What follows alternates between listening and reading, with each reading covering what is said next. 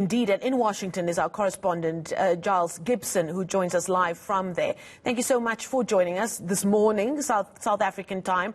The eyes of the world on America, but very much focused on Washington. The last I saw coming out of Washington last night was a scene of President Donald Trump making his way back from playing his round of golf, where apparently he was when he received word that the election had been called in favor of Joe Biden and Kamala Harris. And I thought quite an awkward moment as his car had to go through crowds of people holding up Biden-Harris signs as he made his way to, I think you call it the portico, where he then eventually goes into the White House. What are we hearing coming out of the White House at this stage?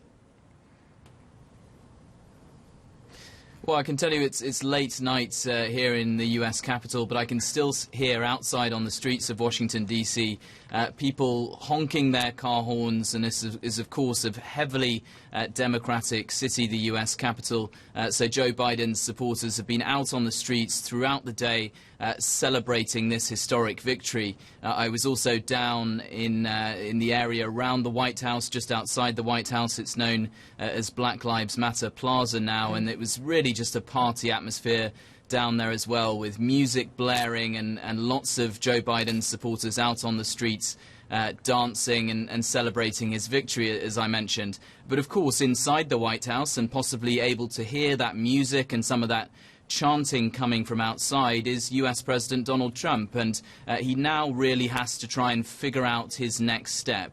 I think it's highly unlikely that we'll see him do what Barack Obama did back in 2016 and invite his successor to come to the White House for a meeting in the Oval Office. Instead, what we're seeing is President Trump continuing to make this false claim on Twitter, tweeting several hours ago, "I won the election," in capital letters, and that is actually a tweet that's now been flagged by the social media platform.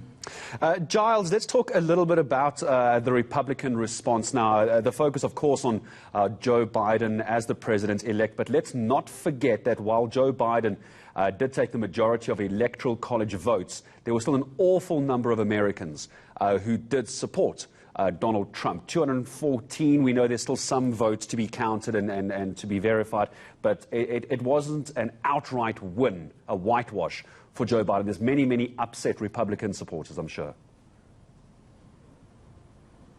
Yeah, that's right. And of course, I was talking about those celebrations that we've had here in the US Capitol. We've seen similar scenes in New York City and Philadelphia, and a lot of these sort of coastal cities here in the United States that are such democratic strongholds.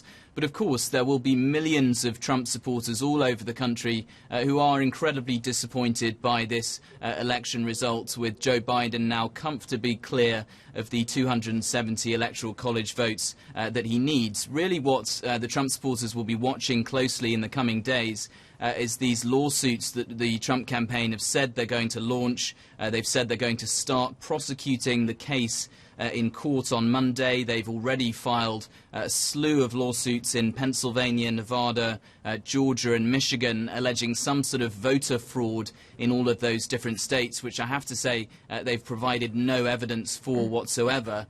We are not really expecting those lawsuits to give the Trump supporters here in the United States the results that they perhaps want. Those lawsuits are really not expected to have any sort of impact on the final result because, of course, as I was saying, Joe Biden has just such a comfortable lead in the Electoral College. I'm quite interested in the processes, the wheels of transition that we're told is already in motion. We heard President-elect Joe Biden speaking about his plans to announce a COVID-19 task team.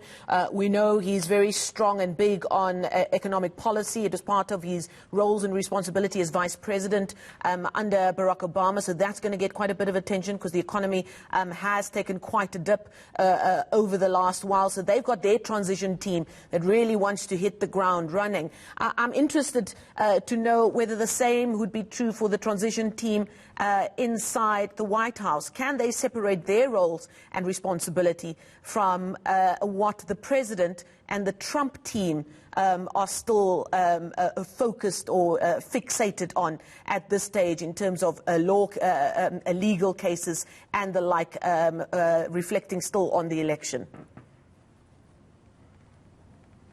Yeah, I was talking before about this tradition that the sitting president invites the president-elect to come down to the White House and they have a meeting. There's usually the press cameras allowed in as well to film that meeting. As I was saying, I think it's highly unlikely that we're going to see President Trump and President-elect Biden sitting in the Oval Office talking to the press, certainly next week anyway. And that's just because the Trump administration are really rolling out this legal strategy that they say is going to make all of these accusations of voter fraud in all sorts of different states, is going to make clear what those accusations are. But as I say, they have provided absolutely no evidence, and Joe Biden's comfortable lead in the Electoral College really still stands. And in terms of the transition, what the Biden campaign will be doing really as we speak right now is trying to build out the different key positions that they need to make appointments for. So that's positions within the White House, that's things like the Chief of Staff, really the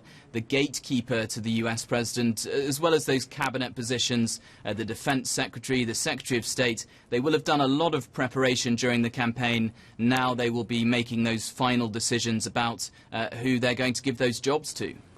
Our US and Washington correspondent Giles Gibson, thank you very much for joining us all the way over from Washington.